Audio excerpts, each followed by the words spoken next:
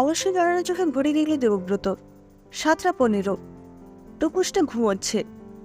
গভীর ঘুমে 4 বছরের ছোট্ট বুকটা ক্রমাগত ওঠানামা করছে। একটু সাঁই সাঁই শব্দও হচ্ছে। গত রাত একেবারেই ঠিক করে ঘুমোতে পারেনি ছেলেটা। সর্দি কাশি বেশ ভালোই ধরেছিল। সামান্য উত্তাপ ছিল গায়ে। আজ রবিবার, অফিস নেই বলে দেবব্রত বিছানা ছাড়ল না। ছেলের পাশেই শুয়ে তার গায়ে মাথায় হাত বুলিয়ে দিতে লাগলো। ছেলেটা বড্ড সর্দি কাশিতে ভোগে। একদম মায়ের ধাত পেয়েছে। অদিতিরও একটুতে ঠান্ডা লেগে যেত। টুকুস জন্মানোর আগে কি ভীষণ সাবধানে থাকতো, তবুও শেষ রক্ষা কোথায়। প্রথম থেকেই অসম্ভব শ্বাসকষ্ট। বারবার ইনহেলার ব্যবহার করেও কষ্ট লাঘব হচ্ছিল না। ডাক্তারবাবুরও কড়া অ্যান্টিবায়োটিক দিতে দ্বিধা ছিল। অবশেষে মাস 3 আগেই বাধ্য হয়ে প্রি ডেলিভারি। টুকুসের ছোট্ট শরীরটা যখন প্রথম পৃথিবীর আলো বাতাস গ্রহণ করছে, তার মা তখন অন্ধকারের দেশে। অক্সিজেন এবং সব রকম সাপোর্ট সিস্টেমকে অগ্রাহ্য করে ছেলের মুখ না দেখেই অদিতি চিরতরে ঘুমিয়ে পড়েছিল। দেবব্রত ছেলের গায়ে পাতলা একটা চাদর টেনে কপালে আলতো চুমু খেয়ে নেমে এলো একতলায়। বাবা সোফায় বসে, চোখ খবরের কাগজে নিমগ্ন। মা প্রতিদিনের মতো মিনা পিসির সঙ্গে রান্নাঘরে ব্যস্ত। নাতিবাবু ওঠার আগেই যত তাড়াতাড়ি সম্ভব কাজকর্ম গুছিয়ে নেওয়ার চেষ্টা চলছে। চায়ে চুমুক দিতেই রবিবাসরটা এগিয়ে দিল বাবা। গত সপ্তাহে এই বিজ্ঞাপনটা দেখেছিলাম। আজও পাত্র চাই কলামে এদের এই একই বয়ানে বিজ্ঞাপন। একবার পড়ে দেখো। দেবব্রত বিরক্ত হয়ে বলল, কাগজের অন্য কোনো খবরে কি তোমার ইন্টারেস্ট নেই? শুধু পাত্রীদের ঠিকুজি পুষ্টিতেই যত আগ্রহ। এবার বাবার গলা বেশ গম্ভীর। টুকুসের পেছনে ছুটতে ছুটতে তোর মায়ের কি অবস্থা হচ্ছে তার নজরে পড়ে। রাতে হাঁটুর যন্ত্রণায় ঘুমোতে পারে না। মুড়ি মুচড়ির মতো পেনকিলার খায়। বাবাকে থামিয়ে দিয়ে দেবব্রত বলল, আমি মায়ের কষ্ট যথেষ্ট বুঝি। তোমাদের দুজনেরই যা বয়স ও অসুস্থতা, তাতে একটা দুরন্ত বাচ্চাকে সামলানো অসম্ভব। সেই জন্যই বারবার আয়া রাখতে চেয়েছি। আর আমরাও বারবার বলেছি যে মা মরা শিশুটির ঠিক মতো যত্নের প্রয়োজন, যা মাইনে করা লোক দিয়ে হয় না। বাবার শটান জবাব। সকাল সকাল এই ধরনের কথা শুনতে অসহ্য লাগছিল। তাই টুকুসের ঘুম ভাঙল কিনা দেখি বলে দেবব্রত দোতলায় উঠে টুকুসের পাশে শুয়ে পড়ল। ছেলেটা এখনো গভীর ঘুমে। কাছেই একটা স্কুলে ভর্তি করানো হয়েছে টুকুসকে। স্কুলটা তেমন নাম করা নয়, কিন্তু বাবার আসা যাওয়ার সুবিধে হয়েছে। ছেলেটা ছোট্ট আঙুলগুলো দিয়ে তাতে শিরা ওঠা হাত আগলে বাড়ি ফেরার পথে হ্যান্ডসে নিয়ে তাকায় অন্য শিশুদের দিকে। মায়েরা আঁচল দিয়ে সন্তানদের মুখ মুছিয়ে দেয়। টিফিন বক্স থেকে জোর করে খাইয়ে দেয়, কোলে তুলে নেয়। প্রতিনিয়ত জীবনের গল্প বদলে যায়। জীবন থেকে টুপটাপ ঝরে যায় সুখ শান্তি, আশা আকাঙ্ক্ষা শিশির বিন্দু। বইতে থাকে মন খারাপের গুমন বাতাস। দুপুরে খাওয়ার টেবিলেও সেই একই প্রসঙ্গ। বাবাকে এমন জোরাজুরি করতে আগে দেখেনি দেবব্রত। মারও মুখ থমথমে। খবরের কাগজের পাতাটা তার দিকে এগিয়ে দিল বাবা। একটা বিজ্ঞাপনে গোল দাগ দিয়ে মার্ক করা। দেবব্রত অনিচ্ছার সঙ্গে চোখ বোলালো। রিটায়ার্ড ভদ্রলোকের একমাত্র কন্যা, ফর্সা, 5 ফুট 3 ইঞ্চি উচ্চতা ইত্যাদি মামুলি ডেসক্রিপশন। একটা জায়গায় হঠাৎ চোখ আটকে গেল দেবব্রতর। বিজ্ঞাপনের শেষ লাইনে লেখা, শিশু সন্তান সহ বিপত্তিক ছাড়া যোগাযোগ নিষ্প্রয়োজন। বছর খানিক ধরেই খবরের কাগজে বিজ্ঞাপন দেখে বেশ কিছু পাত্রীপক্ষের সঙ্গে যোগাযোগ করেছে বাবা। তারা প্রথমে দেবব্রতর ব্যাংকে চাকরির কথা শুনে বেশ আগ্রহ দেখিয়েছে। ছেলে আছে শুনে পরে পিছিয়েও গেছে। তাদের মধ্যে ডিভোর্সি ও বিধবা সবই ছিল।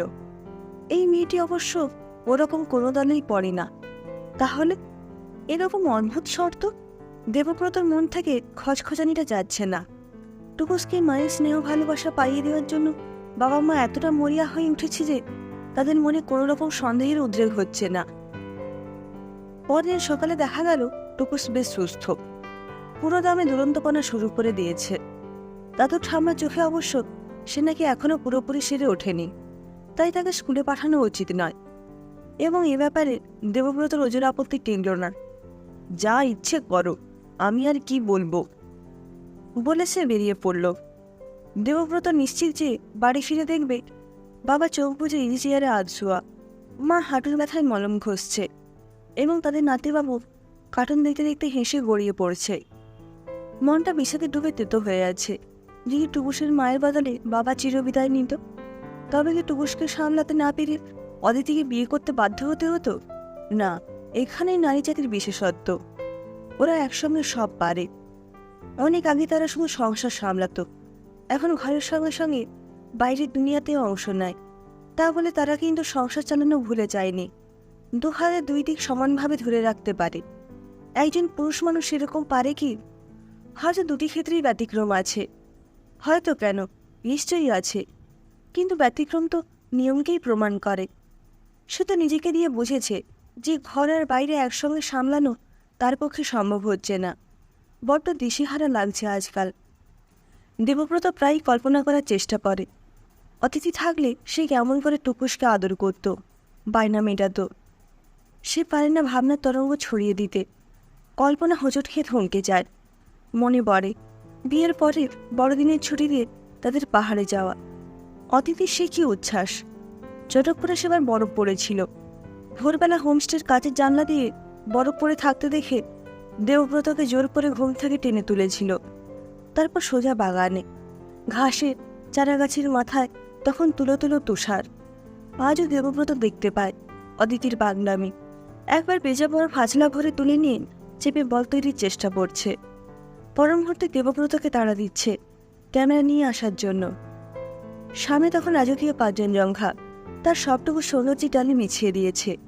তার আভা অদিতির কপালে গালে মাখামাখি।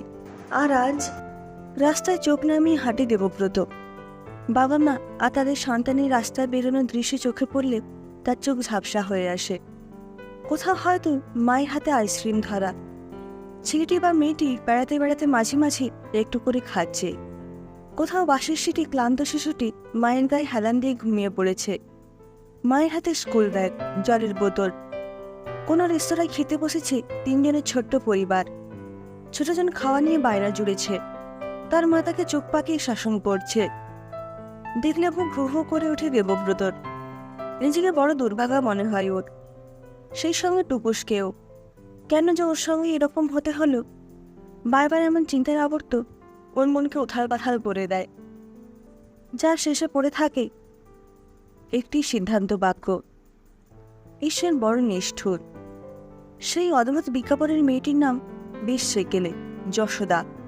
বাবার জোরাজুরিতেই যোগাযোগ করা হয়েছে তাদের পরিবারের সঙ্গে। দেখা করতে যেতে নিমরাজি হয়েছে দেবব্রত। সেখানে ও পক্ষ থেকে এসেছে এক অদ্ভুত অনুরোধ। পাত্রীর বাবার একান্ত অনুরোধ যে তার মেয়ের ইচ্ছানুসারে প্রথমবার সাক্ষাতে দেবব্রত যেন টুকুসকে নিয়ে ওদের বাড়িতে যায়। অপরিচিত জায়গায় অচেনা লোকজনের মাঝে টুকুসকে নিয়ে যেতে দেবব্রত বিশেষ রাজি হয় না। মা হারা ছেলে বলেন সকলে বড্ড করুণার চোখে দেখে ওকে। আত্মযোগে সকলের করুণার পাত্র হিসেবে দেখতে ভালো লাগে না দেবব্রতর। তাই দেবব্রত ওর আপত্তির কথা জানালো ওর বাবাকে। প্রথমে কি দরকার, আগে চেনা জানা হোক, তারপরে না হয় কখনো। বাবা বললেন, চিন্তা করিস না, আমিও তো যাচ্ছি। নাতিবাবুর কোনো অসুবিধে হবে না।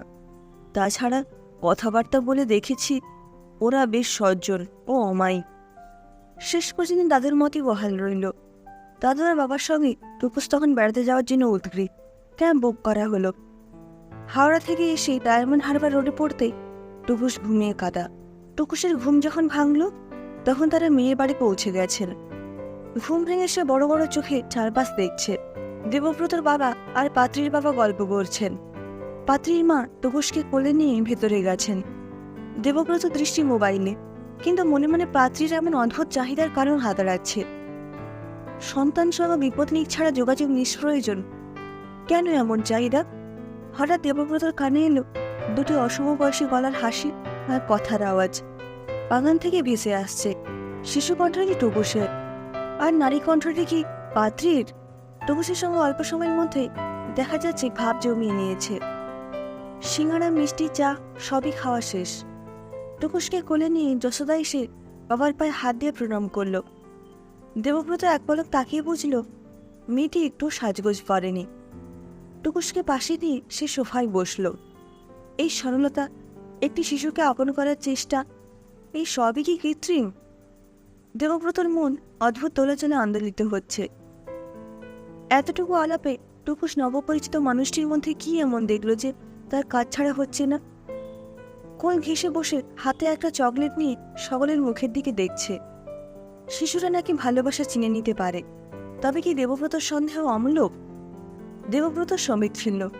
অভিভাবকরা তাদের দুজনকে কিছু কথা বলে পরিচিত হওয়ার সময় দিয়ে ঘর থেকে বেরিয়ে গেলেন। যশোদা সপ্রতিভ গলায় বলল, আপনার ছেলের সঙ্গে আমার কিন্তু বেশ ভাব হয়ে গেছে। মাঝে মধ্যে ওর সঙ্গে যদি ফোনে কথা বলি, তাতে আপনার আপত্তি নেই তো? দেবব্রত সম্মতি দিয়ে বলল, কথা বলবেন, তবে ও কিন্তু খুব চঞ্চল, উল্টোপাল্টা বকেই যায়, থামাতে পারা যায় না। টুকুসের এখনো কোনো দিকে লক্ষ্য নেই। চকলেট খেতে খেতে মাটিতে নেমে একটা প্লাস্টিকের ফুটবলের শট মারছে। দেওয়ালে ধাক্কা খেয়ে বলটা আবার ওর কাছেই ফিরে আসছে। দেবব্রতর অস্বস্তি হতে লাগলো। কথাবার্তা বেশি দূর এগোনোর আগে তাকে প্রশ্নটা করতেই হবে। সে গলা খাগারি দিয়ে বলল, একটা প্রশ্ন ছিল, আপনি বিজ্ঞাপনে এমন শর্ত দিয়েছেন কেন? দেবব্রতার মনে হলো যশোদার মুখটা হঠাৎ যেন করুণ হয়ে উঠল। চোখ দুটো ভিজে গেল। আসলে কৌতূহল থেকে জানতে চাইলাম, যদি একান্ত অসুবিধে থাকে তাহলে না হয় থাক। দেবব্রতর গলায় খানিক জড়তা। ঈশান ধরা গলায় উত্তর এলো, বাবা কিন্তু আপনার বাবাকে সবকিছু বলেছেন, আপনাকেই শুধু জানানো হয়নি। আসলে আমিই চেয়েছিলাম আপনাকে সরাসরি সব জানাতে। সত্যিটা জানার পর আপনি কিভাবে সেটা নেবেন তার উপরেই বাকি সবকিছু নির্ভর করছে। দেবব্রত কোনো কথা না বলে চোখে প্রশ্ন নিয়ে তাকিয়ে থাকি। একটু থেমে যশোদা বলতে লাগলো, আজ থেকে 3.5 বছর আগে আমার ইউটেরাসে বেশ কিছু সিস্ট ধরা পড়ে। তাছাড়াও ইউটেরাসের মুখে প্রায় বন্ধ করে রেখেছিল 2টো বড় বড় টিউমার। বাবা বেশ কয়েকদিন বিশেষজ্ঞের পরামর্শ নিয়েছিলেন। সবারই একমত ইউটেরাসটা বাদ দিতে হবে। তারপর অপারেশন করার সময় ওভারিটাও বাদ গেছে। জানেন, আমি এসব কিছুই জানতাম না, পরে জেনে খুব ভেঙে পড়েছিলাম। আসলে আমি ছোট থেকে খুব বাচ্চা ভালোবাসি। মনে মনে ভাবতাম বিয়ে করে খুব তাড়াতাড়ি মা হয়ে যাব। এখনকার যুগে এমন স্বপ্ন মনে হয় খুব একটা কেউ দেখে না। বেশিরভাগ মেয়ে খুব কেরিয়ার সচেতন। আমি সেখানে শুধু একজন ভালো মা হতে চাইতাম। আমার বছরের পর বছর ধরে গড়ে তোলা সেই স্বপ্নের ইমারত ধূলিসাৎ হয়ে গেল। এতটাই যন্ত্রণায় ছিলাম যে গভীর ডিপ্রেশনে চলে গিয়েছিলাম। কাউন্সিলিংয়েও খুব একটা কাজ দেয়নি। মনে ডাক্তার ঘুমের ওষুধ দিলেন। দেবব্রত দেখছিল জল ভরা চোখে পাথরের মতো বসে থাকা একটি মেয়ে শুধু ঠোঁট নড়ছে, আর কিছু যন্ত্রণাদায়ক স্মৃতি উচ্চারিত হচ্ছে। এখন শুধুই স্তব্ধতা। টুকুসের ফুটবল খেলা হয়ে গেছে। সে কখন যেন সোফায় উঠে বসেছে যশোদার গা ঘেঁষে। বড় বড় চোখে যশোদার মুখের দিকে তাকিয়ে তার কষ্টের কারণ বোঝার চেষ্টা করছে, আর নিঃশব্দে চকলেট মাখা আঙুল যশোদার শাড়ির আঁচলে মুছে চলেছে। ধরা গলায় যশোদা বলতে লাগলো, আমি একটু একটু করে সামলে নিচ্ছিলাম। তারপর বাবা মাকে জানিয়েছিলাম আমার ইচ্ছের কথা। এমন জায়গায় যেন আমার বিয়ে দেওয়া হয় যেখানে মা হারা কোনো শিশুকে আমি যেন আগলে ধরে বাঁচতে পারি।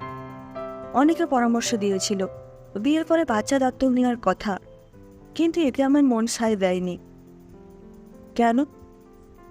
দেবব্রত জানতে চাইল। দত্তক নেওয়া নিঃসন্দেহে মহৎ কাজ, কিন্তু ভেবে দেখুন, আমি তো কখনো কোনো সত্য গোপন করতে পারবো না। আর আমার সন্তান ধারণে অক্ষমতার কথা জেনে কেই বা বিয়ে করতে চাইবে? এমন তো অনেক শিশু থাকে যাদের শুধু মায়ের কোল ছাড়া সব আছে। তেমন কাউকে আগলে ধরে প্রাণ ঢেলে ভালোবাসতে চেয়েছিলাম। টুকরো হয়ে যাওয়া স্বপ্নকে সত্যি করতে চেয়েছিলাম। জানালা দিয়ে এক চিনতে মিঠে আলো এসে যশোদার মুখে পড়েছে। কোণে দেখা আলো। টুকুস খেলতে খেলতে ক্লান্ত হয়ে সোফায় বসে ঢুলছে। যশোদা কোলে শুয়ে তার চুলে বিলি কেটে দিচ্ছে। টুকুসের মুখটা হাসি মাখা। মায়ের মুখে শুনেছে একে নাকি দেওয়ালা বলে।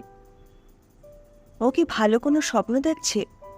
আর দেবব্রত দেখছে টুকুসের চুলে যেন একটা ময়ূরের পালক। ওকে ঠিক একটা ছোট্ট গোপালের মতো লাগছে। সেই ছোট্ট রাখাল রাজাকে যশোদা মা ঘুম পাড়াচ্ছে। একটু পরে ঘুম ভেঙে দুষ্টুমি করে যশোদা মাকে নাজেহাল করবে আর খিলখিল করে হাসবে। দেবব্রতর মনে হয় অনেক না পাওয়া টুকরো জোড়া দিয়ে সকলের অলক্ষ্যে যে ঈশ্বর পূর্ণতা নির্মাণ করে চলেছেন অক্লান্তভাবে। তিনি সবসময় নিষ্ঠুর নন, কখনো কখনো তার দয়ার আলো অনেক অন্ধকার মুছে দেয়।